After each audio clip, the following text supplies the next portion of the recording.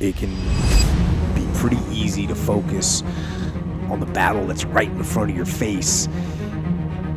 And when you're doing that, sometimes you can lose track of the long-term goal. But I want to have that long-term goal so embedded in my mind that I never lose sight of it. Ever. And ask ourselves, what do I really want?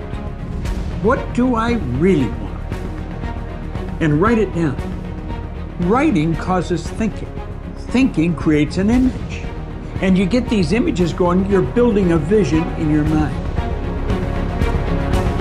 It's the visionaries that change the world. Think of that. First, my attention span grew. It was like I could focus on things not effortlessly, but with much more ease than I could before this experiment started. In addition to this, though, as I was going about the world, and especially when my mind wandered a bit, I had more ideas that my mind arrived at. And on top of this, I had more plans and thoughts about the future. Getting rid of one simple device led to these 3 effects. Why?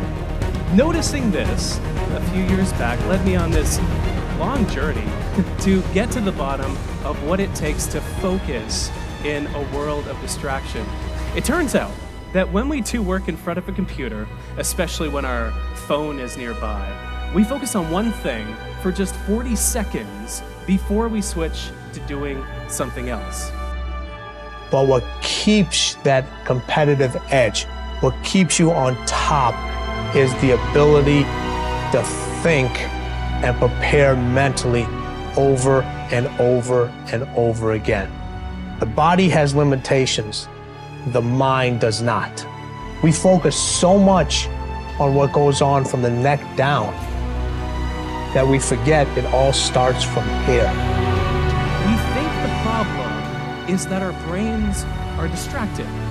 But after looking at the research, this is what I've come to know as a symptom for the deeper problem, which runs much more deeply. It's the root cause of this distraction. It's not that we're distracted, it's that our brains are overstimulated. It's that we crave distraction in the first place. And so I thought, okay, if the phone had this impact on my attention span, what if I lowered how stimulated I was even more still?